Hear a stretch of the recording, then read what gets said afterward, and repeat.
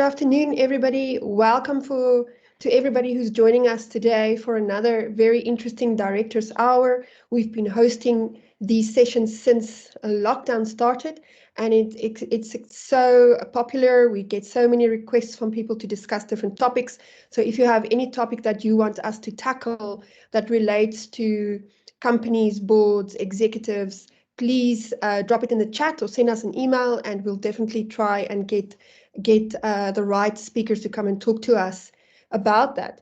So Fluid Rock Governance Group and the Stellenbosch Graduate Institute host these sessions together. Stellenbosch Graduate Institute is a great online educational platform. Please go and check out their website. They've got a lot of very, very interesting courses that are very, very popular. We actually created a course together, which is about director's duties. It's an online course that you do over 5 weeks. That's also on the SGI website, which is really, really, really great. So I've got my co-host with me today, Frick. Frick is the CEO of SGI. He has a lot of experience as the CEO and also in the academic space. And thank you to Wayne, who is managing all of us. And then we've got a great and fantastic panel with us from Joint Prosperity. We've got Darren, Anisha, and Rashida. I will let them introduce themselves a bit more, but Joint Prosperity is a people and business consulting firm. And the way I met them is I went for an interview, and they were the people that did all my tests, psychometric tests. And in fact, that's where I met Rashida the first time. And it was extremely interesting. It's really one of the best sessions I've ever had. So that was really great.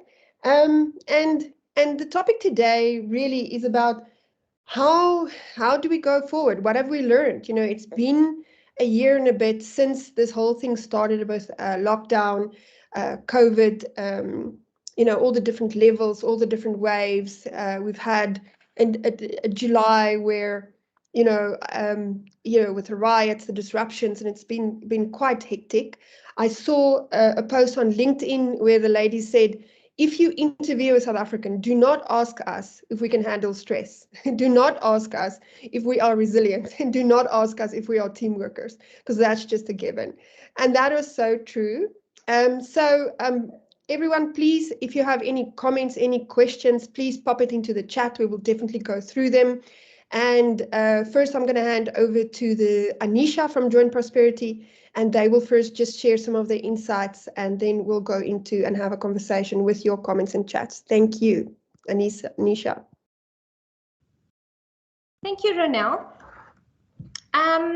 So a bit about an introduction, because Ronelle has asked us to introduce ourselves. I'm Anisha.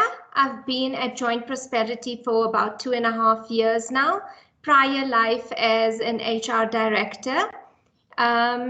A bit about myself. I am an industrial psychologist holding an MBA. And yeah, we've seen some interesting things, and we're very excited to share the session with you. I'm going to ask Darren and Rashida to introduce themselves before we kick off. Go for it, Rashid. Hi everyone, my name is Rashida. I work for Joint Prosperity. I've been with the business since 2003, so a very long time. I'm a clinical psychologist, I'm an executive coach, I'm a mom of a new baby of 12 months old, and I'm very excited to be here today, so thank you for having us. Good afternoon, everyone. My name is Darren Graham. I'm a director and also with Joint Prosperity, working with Rashida and Anisha. I've been with Joint Prosperity for 8 years now, and previously before that, an HR director at Liberty Group, and really excited to be here today with you. Thank you. Thank you, team. All right, let's get started. I'm getting some feedback. If everyone can mute themselves, that would be wonderful. So we're here to chat to you about leading sustainable organizations through crisis and into the future.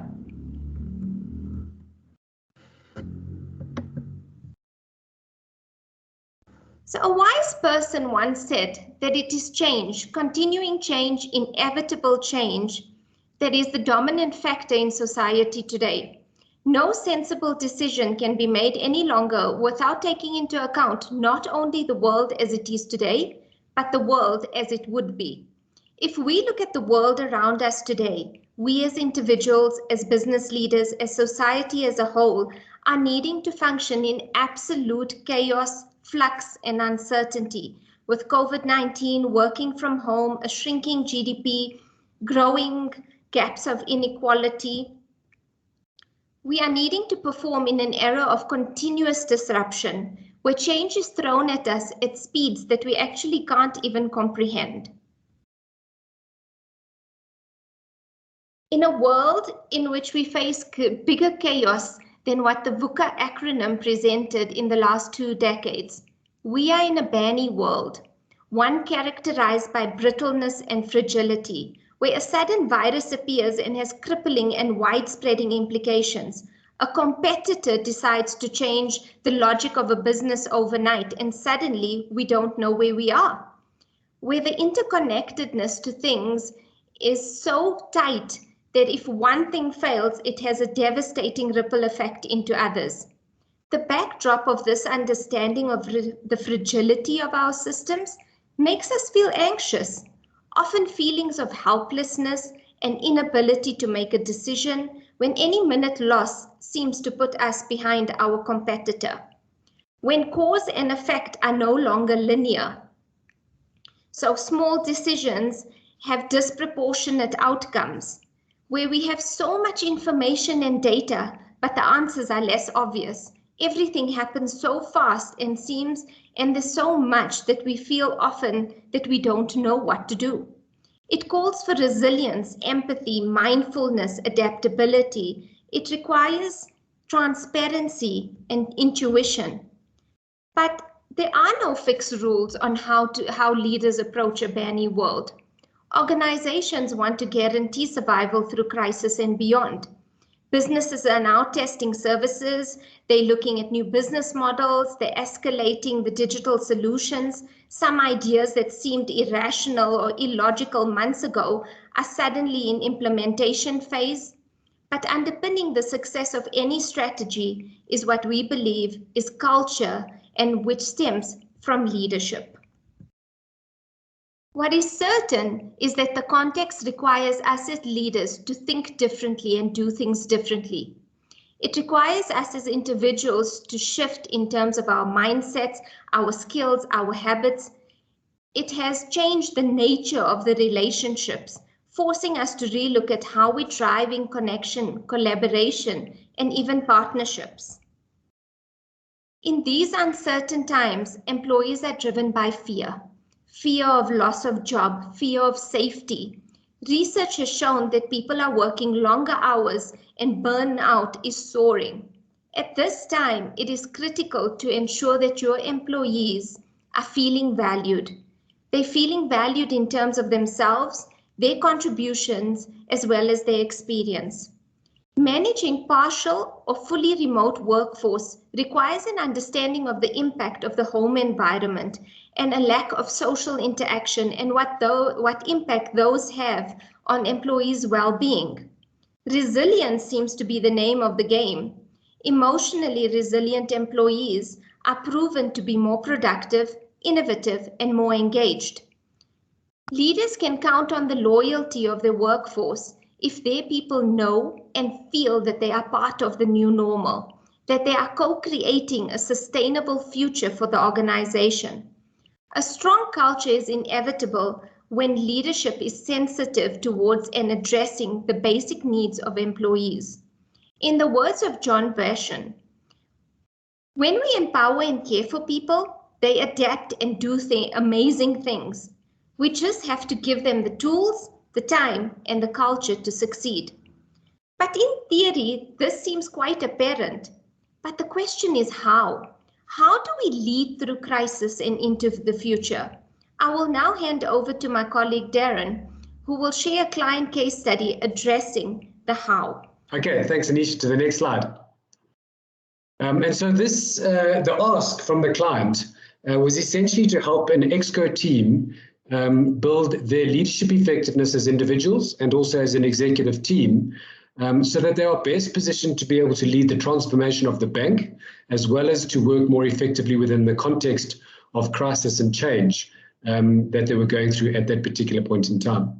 This slide really provides the phase of the case study. Essentially what we did is work with the executives in a reflection process on their own leadership, and that was done through a series of 360-degree feedback surveys, a battery of psychometric assessment instruments like Ronel has indicated, and the idea of that was to really help leaders spend some time reflecting on their leadership effectiveness and their leadership effectiveness within the context of the crisis that they were leading through, and also the change and the transformation that they were leading in the bank that they were working for. And so that self-insight process led to phase 3, which was about our ability to be able to report back to the bank and that executive team in terms of showing them their competencies and how their competency gaps were starting to emerge in terms of some of the trends that we were seeing from a leadership effectiveness perspective in the bank. And so we helped them highlight their leadership strengths, both as individuals, but also as a team in terms of their ability to navigate the complexity with high levels of EQ to be able to manage the context that they were leading in. The fourth phase was a series of workshops and engagements around their ability to realign and to think about their leadership effectiveness and their ability to work effectively as a team to be able to build future capability and so that they could execute the strategy into the area of functional responsibility in the bank. And so the idea of this project really was about self-reflection as individuals, self-reflection as a team, and then their ability to work together to be able to create the leadership effectiveness and the culture that was necessary for them to be able to lead in the context and also lead the strategy that they had signed up to. Thanks, Anisha. What came to light in this particular exercise, and I'll go through a little bit of the detail in terms of some of these leadership trends, was very often in a context pre-pandemic, was that leaders were working predominantly from a position of conceptual and problem solving and agility in terms of the complexities that they were working with. We felt strongly that leaders were in many ways leading without the heart. The people centricity aspect of leadership was starting to diminish. And so in this reflection exercise, a significant trend towards the leadership responsibility of engaging, empathy, graciousness, and the ability to be able to connect at the emotional level with their teams and as leaders working together was necessary for them to be able to achieve their strategic objectives. And so it became a shift from not only head leadership, but to heart leadership in terms of how they were going about the execution of their strategy. Thanks, Anisha. We saw essentially 5 trends that were shifting, and this particular team set themselves a new leadership context and a new leadership framework, which was setting them up for success into the future. And some of these trends that I'd like to share with you is predominantly around human connection.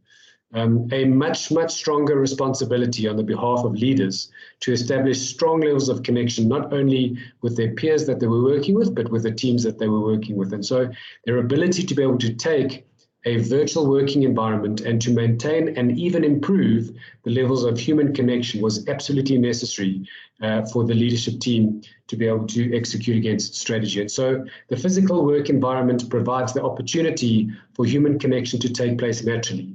What these teams needed to do was to find alternative ways of human connection. And so very often, online meetings were not necessarily only about task and the delivery of objectives, etc., but were very often their ability to be able to connect at a social and emotional level around some of the difficulties in the context that people in those teams were working with. And the ability to connect was necessary so that you could get to the important responsibility of task delivery and objective delivery.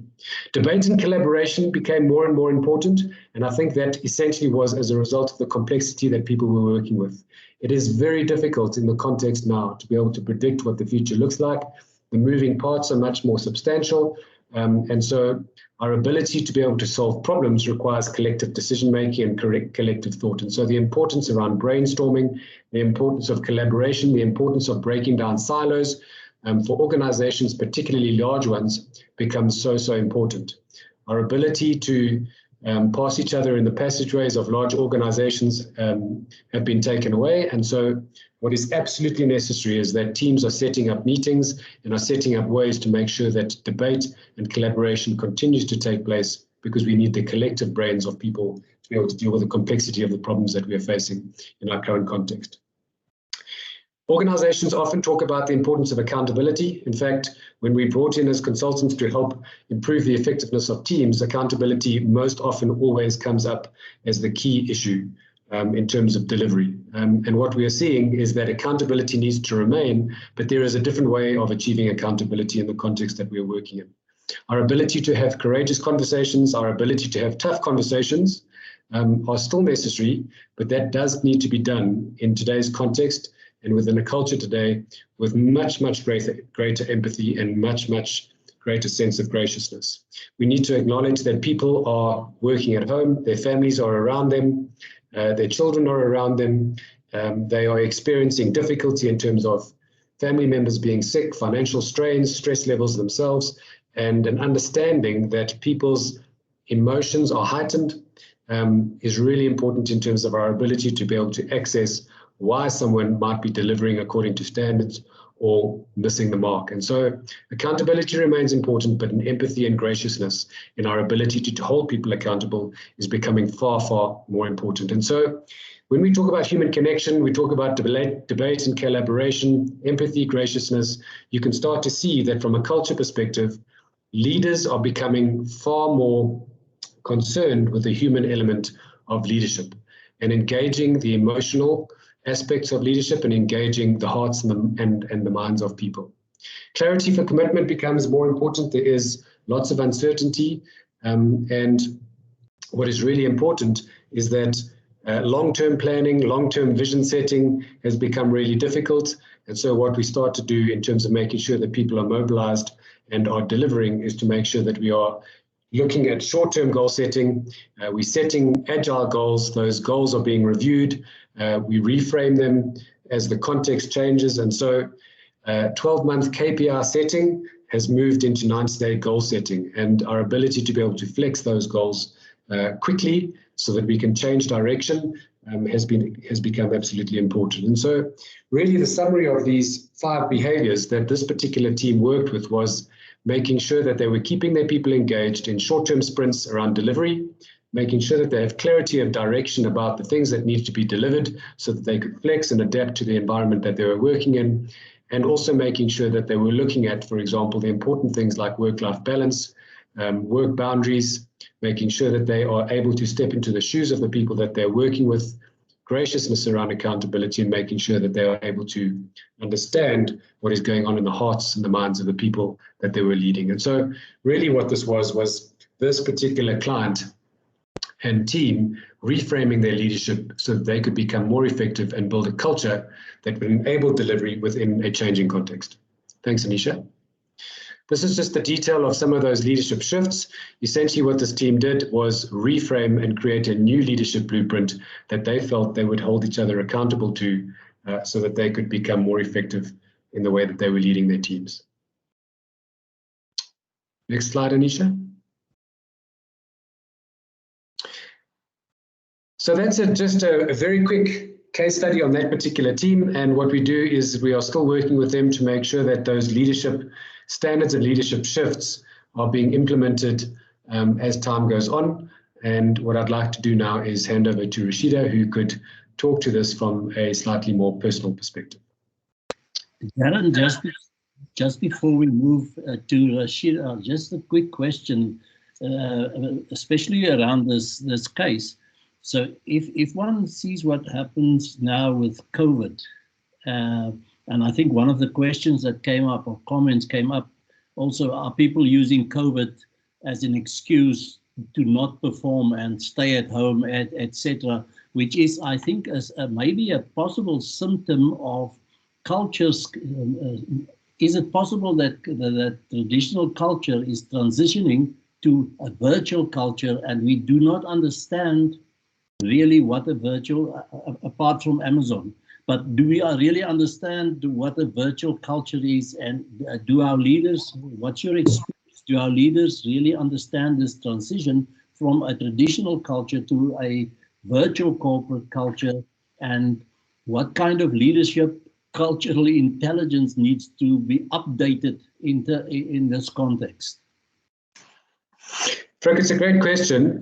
I think that if anybody professes to have the answers around our ability to build a culture and to lead within the context that we're in and how that has changed, I think they're very confident. I think most organizations that we're working with are going through a process of exploration in their ability to be able to lead effectively and to create cultures that that give the benefits of the physical work environment when we don't have it. And so I think there's lots of questions, there's not a lot of answers, but what we are starting to see are some of those leadership themes that are emerging in terms of leaders' abilities to be able to build most effective cultures in this virtual working environment. People are changing their team architecture and their structures, the types of meetings that they're having, synchronous learning, synchronous working and asynchronous working. Essentially, it's about how do we build as maximum productivity as what we possibly can when our natural habits around being physically present in the office have changed. So I think, Frank, it is about an exploration phase. I don't think anybody's really got the answers. And I think that those answers will start to emerge as we move into this hybrid working model.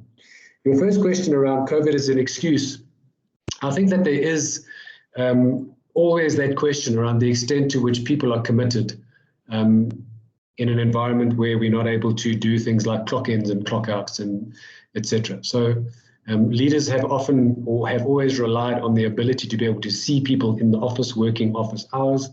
My feeling very often is that leaders have lost control of their ability to be able to do that.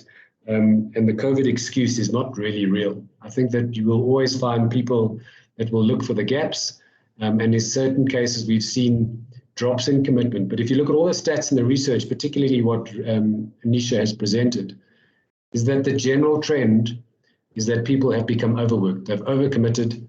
There's a much stronger trend around burnout and working too hard, and a breakdown of boundaries between home and work that is impacting employees' well-being.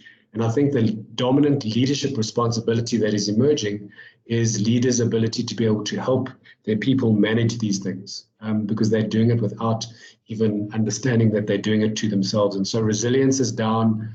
It impacts on problem solving. People are not thinking clearly because they're overworking. And it certainly is a trend of overcommitment as opposed to a loss of productivity as a result of people using COVID as an excuse not to work. So I think the trend around overworking and overcommitment is much larger from a leadership responsibility perspective than our ability to maintain productivity levels because people are not being watched.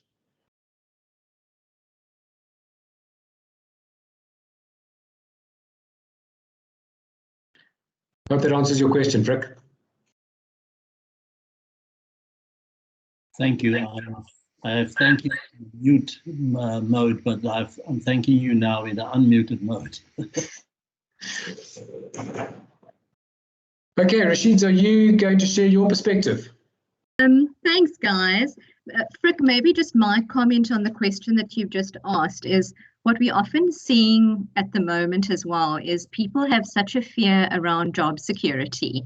So we're actually finding because of what's happening in the economy and job losses, people are working harder because they don't know if they're going to have their jobs tomorrow.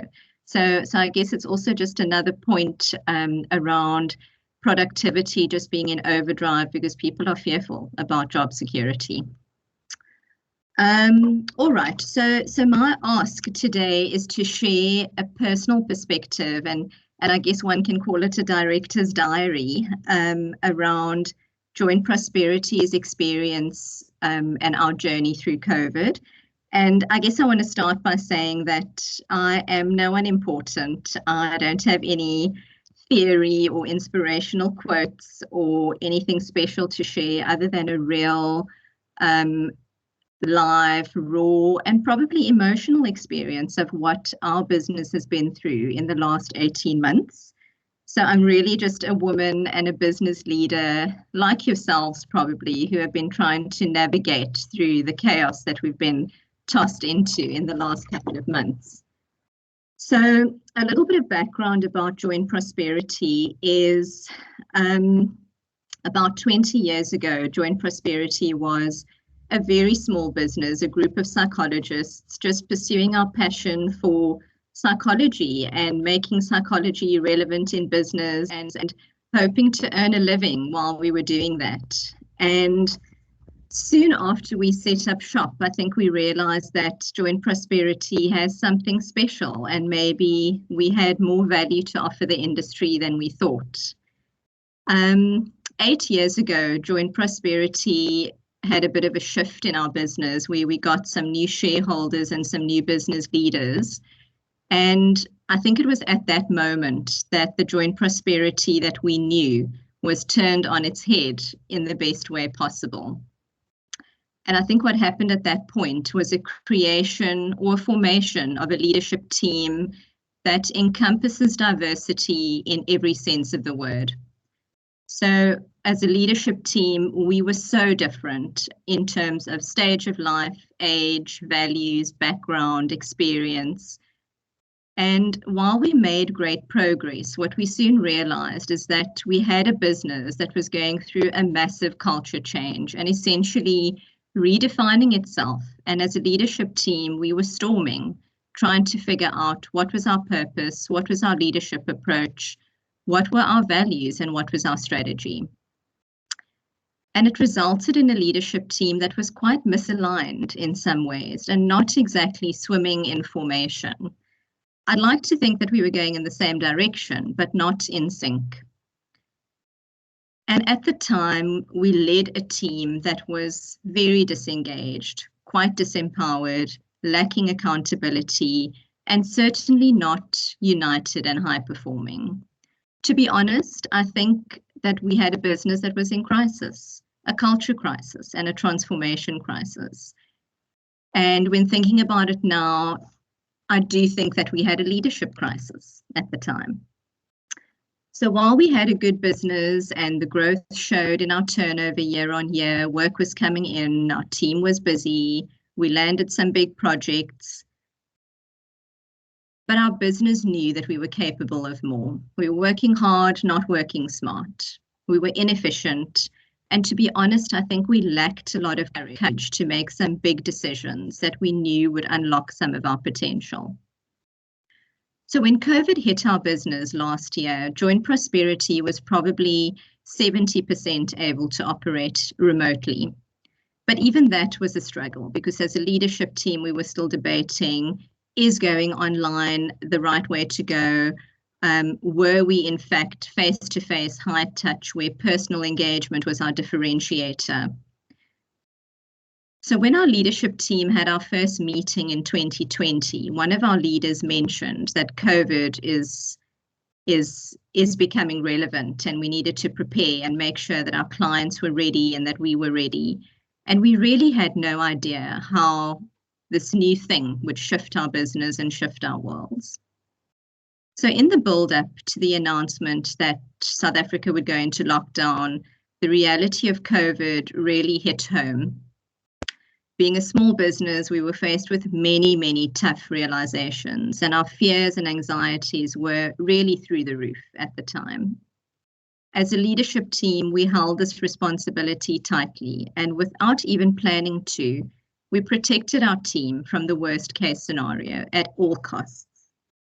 Behind the scenes, we were taking out overdrafts, signing personal surety, cutting our own salaries to ensure that we kept JP afloat. I even remember standing in the street outside my house with our bank manager with a mask and gloves on, signing documents on the roof of her boot. It was a tough time, and we managed each decision and each day just one decision at a time. Working from home forced us into a situation where not only did we have to automate our entire business within a matter of weeks, but as a leadership team, we really had to trust and let go. We had to trust that our teams would work hard and remain productive. We had to trust that our clients would buy into our new way of working. And we had to trust that our service providers would keep us up and running and support us while we were changing this way of working. But most of all, we had to trust each other. We had to trust each other's capability to make the right decision, trust each other's intent when we couldn't look each other in the eye in meetings, and trust each other's judgment when quick decisions needed to be made and we couldn't all be together as a team. During that time, our leaders and our strengths as leaders really took over. Without even talking about it, we had the right leader focusing on our commercials and making sure that we were in the strongest possible financial position.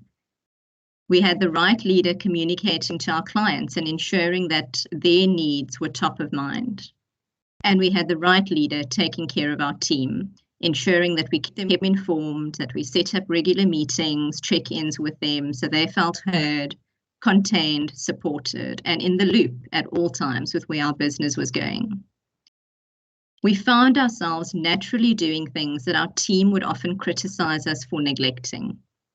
Communication. As a leadership team, we could just never get that right. Every single culture survey we did, constantly, the feedback was we don't communicate as a leadership team. We were just too busy.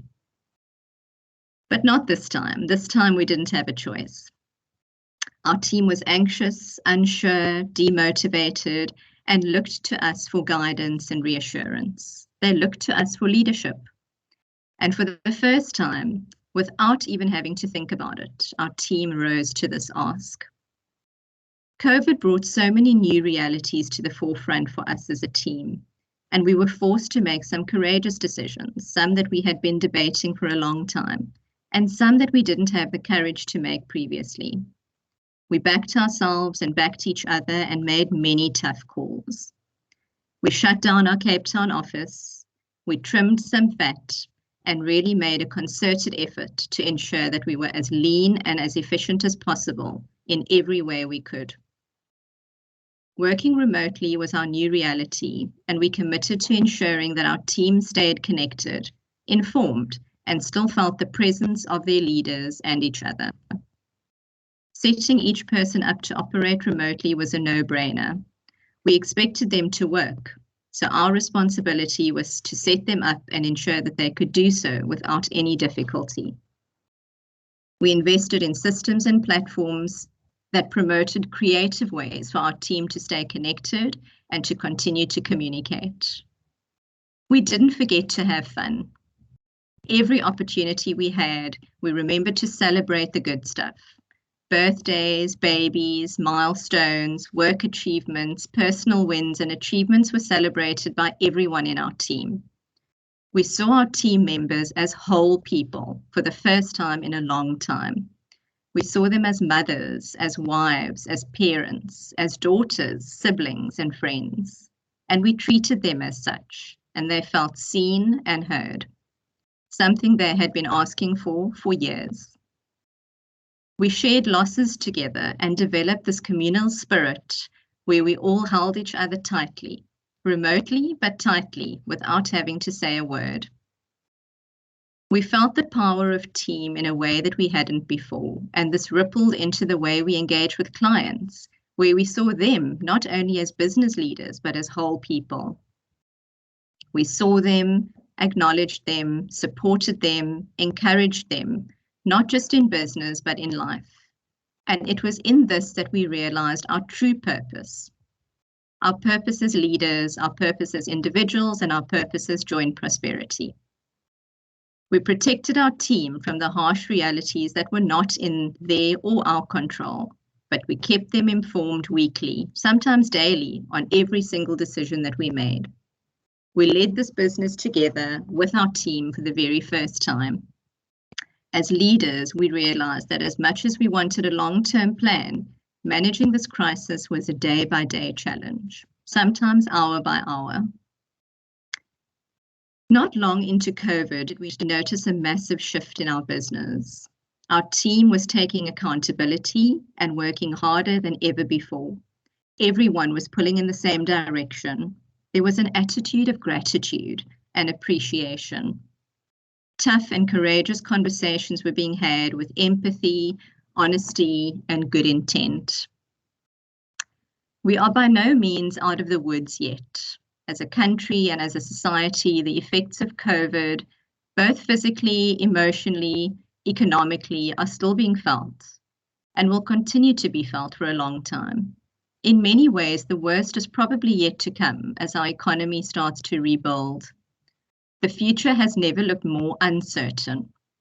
But as a business and as a leadership team, we have never felt more united, more confident in our ability to handle whatever life throws at us, and motivated to lead this business and set it up to thrive. We are certain that we are surrounded by the right people, and our trust is deeper than ever before. We have purpose. We want to build this business, not just for our own wealth and financial security, but for our teams to live out their purpose, for our team to have security, for our team to benefit from what we have created together.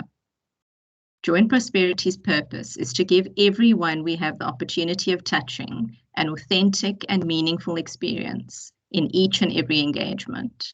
And this requires presence, authenticity, and it requires care. One of our leaders, the one that I would least have expected to, said this so well in a meeting just last week when we reflected on how we were doing as a leadership team. And he said, guys, it's actually easy. All this requires is care and courage. Guys, so that's our story, and what you have in front of you is just some typical emotional responses during crisis. And when reflecting on Joint Prosperity's journey, it's pretty profound how, following this curve, this is exactly what Joint Prosperity has been through. And we're now at a point where we are trying to figure out our new reality. So I hope that our story was meaningful and inspirational in some ways. And if you've got any questions, then yeah, please let us know. Thanks, Anish. That's so interesting. Anisha, if you can just go to the previous slide again. So I found this very interesting because our story at Fluid Rock has been similar. Would you say that actually most companies follow a similar path, but for example, you could still be in the valley of despair, or you could still be in unfounded optimism, or you might have somewhere along the line, just before the riots, hit full ownership, and now you could have slipped back to unfounded optimism if your warehouse were burned down, if your factory was burned down, or if you lost your job because now there were riots.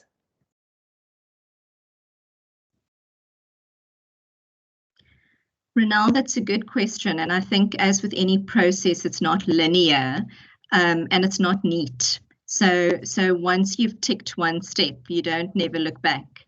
And even if I reflect on our own process, there were many times where we were past the valley of despair and in a positive space where we were exploring and looking at the future, and something new would happen. So we had just kind of mastered COVID and working from home, and then the looting happened and we thought, shucks, now we go back to the beginning again.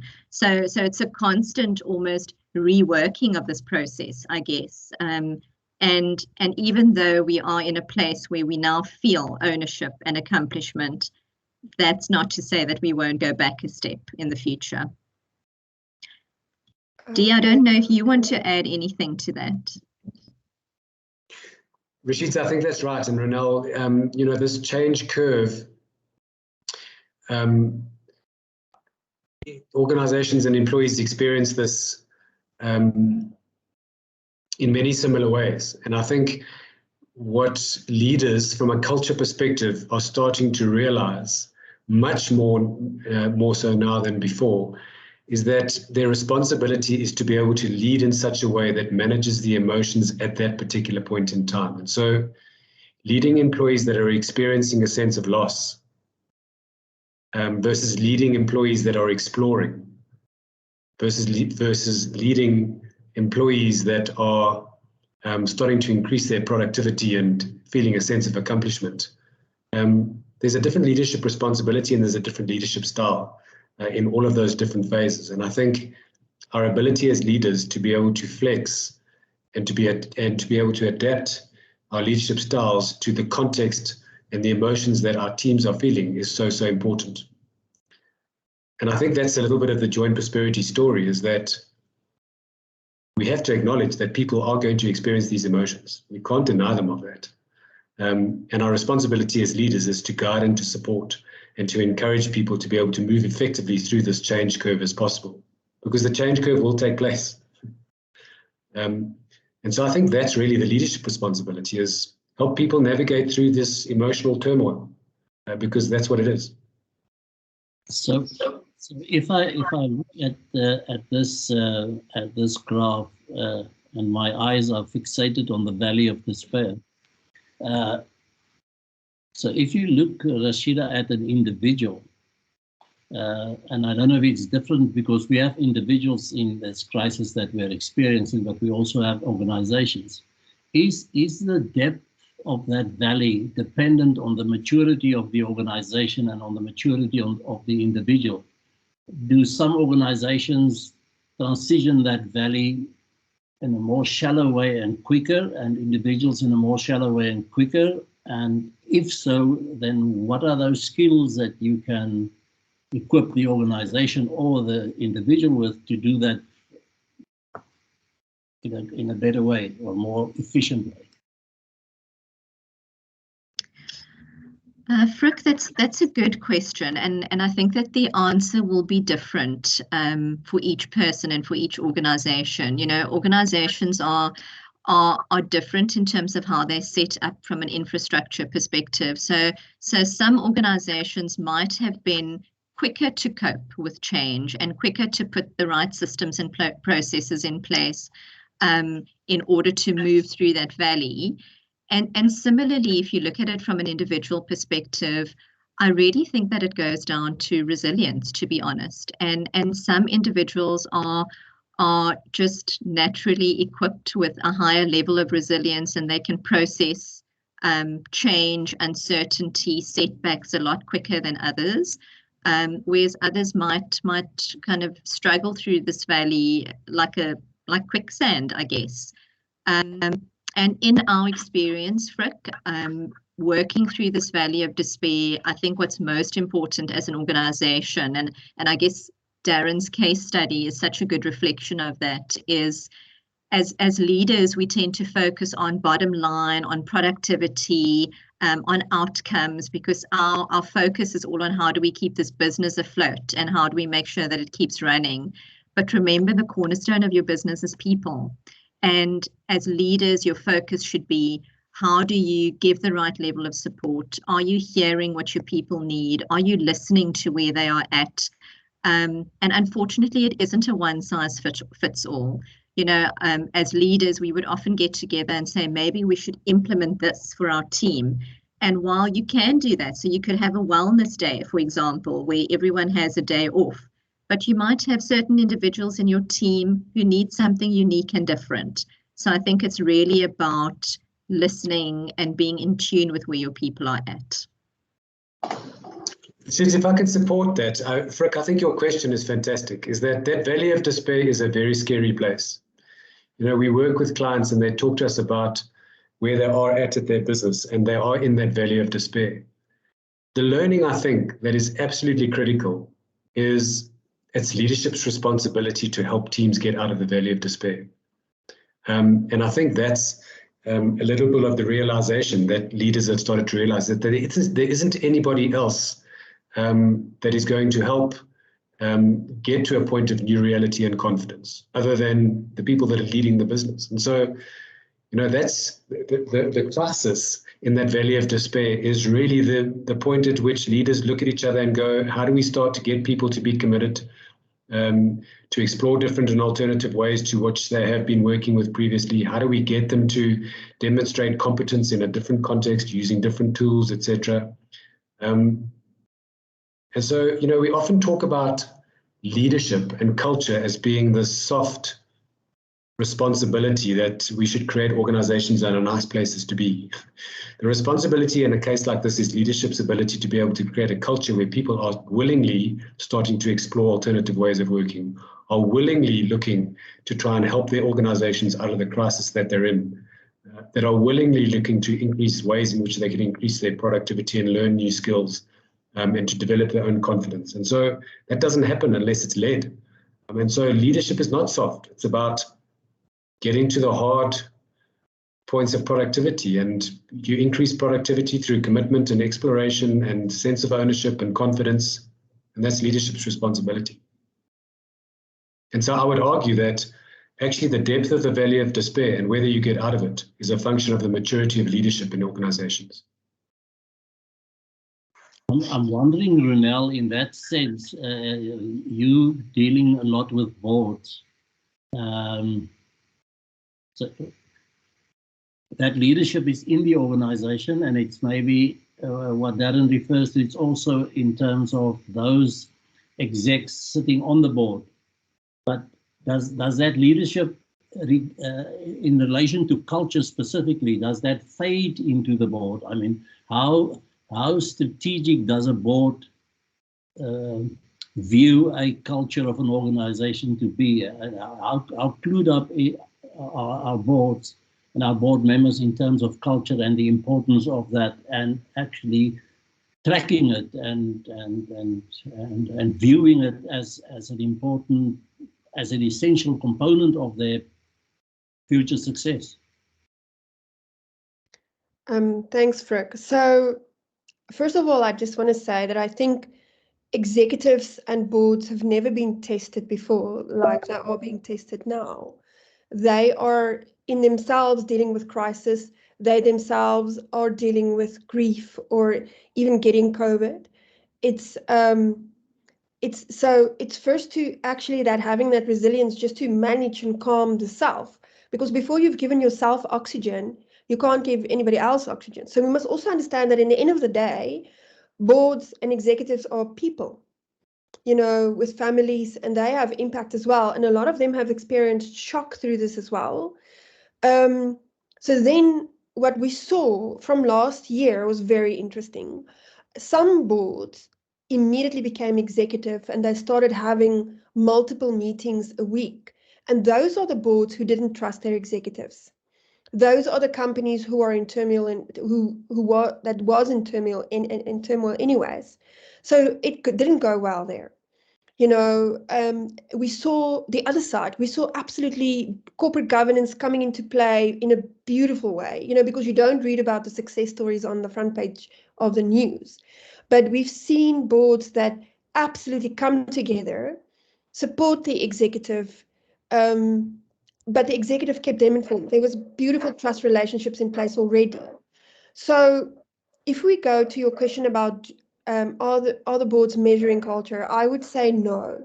Traditionally, this would sit in the Social and Ethics Committee, and even there, this doesn't get a lot of airtime. It's not like a culture is often defined. It's not verbalized. It's not given words. We talk about culture the same as we talk about strategy. We all think we're talking about the same thing, but actually we're all talking about something very different. So it's been very interesting to see this. But what we also have seen in the companies where they are value-based, where they have trust, where they have good communication, where that is actually happening between the lines, culture and measuring culture and taking care. So we have seen that. Thank you. So Frick, maybe what we can do is go to some of the comments, because we've had some very, very interesting comments in the comment section. The one that I quickly wanted to go to was Linda's comment about we need work performance leadership and not policing, and it links into that other comment about people not performing because you can't see them. So I've always joked with my colleagues that I can waste your time even when you look at me for 8 hours. I can waste your time beautifully. So I don't think it's different. I think the same people who weren't performing before is not performing now. The problem is, and you mustn't change your culture to manage the few who are not pulling their weight. They must be performance managed, right? You must rather support the people who are, and like the team has been saying, it's making sure that there's boundaries in place. Like, what is a work day? Do we have a meeting culture? How do we get rid of our meeting culture? If we do have meetings, how do we have them? It's that kind of thing. That was my thought. I don't know if there's any comments from the team or Frick from you on that. No, I agree with you. There's almost a complementary comment in the sense of somebody asking, is in-person organization the whole future? I don't think so. I don't think what happened in terms of COVID is temporary. It is going to affect us big time, and that's why I think the whole notion of a virtual culture and how to deal with the virtual culture will become all the more important in this space. Yeah, so what I actually want to ask is that, don't you think recruitment is going to change? Because we are going to, don't we? Because the word you're using is resilience, good communication, self-awareness, awareness of the others. Do you think our recruitment parameters have to change? Anisha, I see you shaking. Maybe you can help me. I think it's inevitable. I think as you're looking at your leadership team going forward, the skill set and the competence that you require of your leaders have shifted.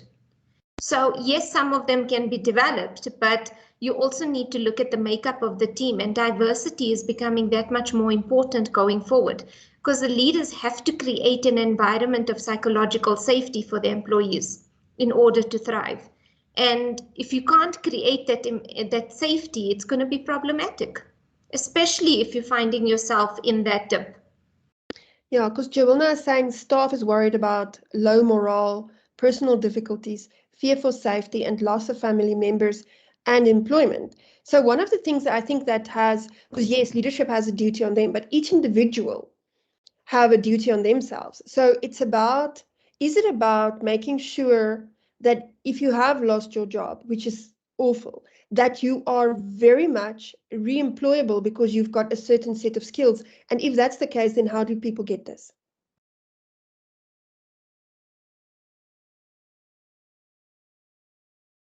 I think, Ronelle, that's where that whole shift of mindset comes in. We need to start embedding a very much a growth mindset where learning is not about, okay, I've got a qualification, I can put it on the wall, yay, tick, I'm done. It has to be a continuous evolving process where you as an individual have an accountability to always ensure that you are relevant and that you are kept abreast of things and you keep yourself that way. And to now sit with that mindset to say, but my employer didn't give me this opportunity, it's not going to cut it anymore. As well, although leaders have this responsibility that is humongous, you as an employee also have the responsibility to manage yourself and make sure that you have a growth mindset and that you continuously keep yourself abreast.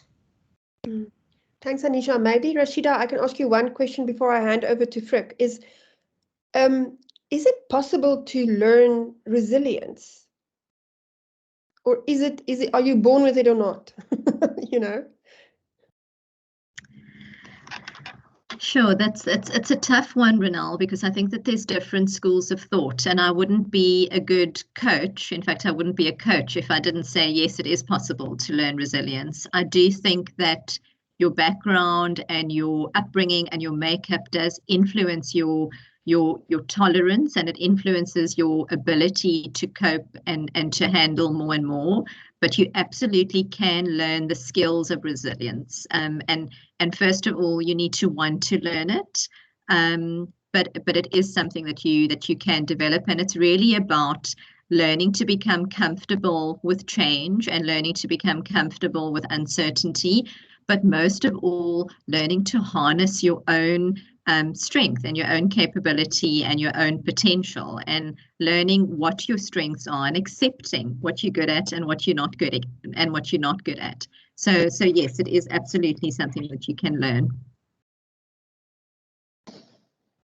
Ronelle, can I support just on the resilience piece? I think there was, just having a look at the chat box, there's a lot of commentary around the importance of trust, and linking that to Frick's point around virtual cultures, and linking that again to Anisha's point and your point around recruitment. I think what it's saying is that leadership and employees, if they had to concentrate on anything in terms of lifting the performance of organizations, is their ability to trust and their ability to be trusted. And so, you know, we're working offline. We can't see people's productivity. We're trusting that they're working.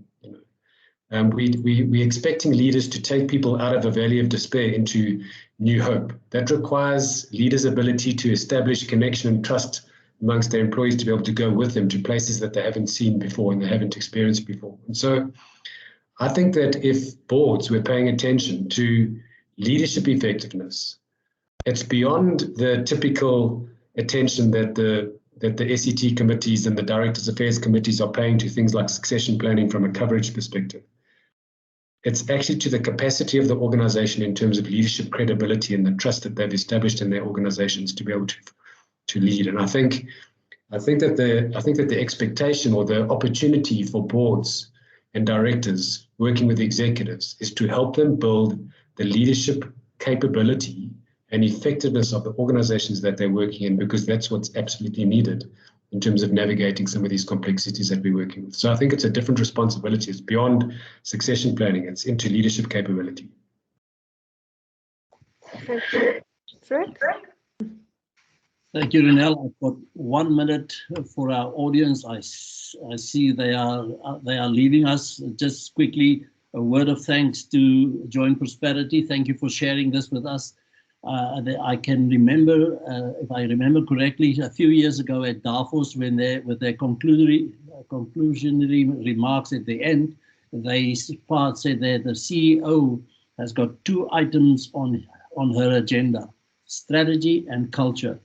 And I don't think that notion has really landed in too many organizations. And we are being put to the test with COVID at the moment to really see, do we have a culture that can carry us through, and where are the cracks in our culture? And these concepts of empathy and keeping us in the loop and trust and let go, we have to figure them out and become comfortable with them and see how we put them together to make sense in our particular organization's life. But thank you for this. Thank you to our audience. Renelle, thank you for allowing me to conclude on this. I am looking forward to our next session, and see you all in about a month's time. Thank you for the opportunity. Everyone. Thank you, everybody. Cheers. Thank you. Thank you. Cheers.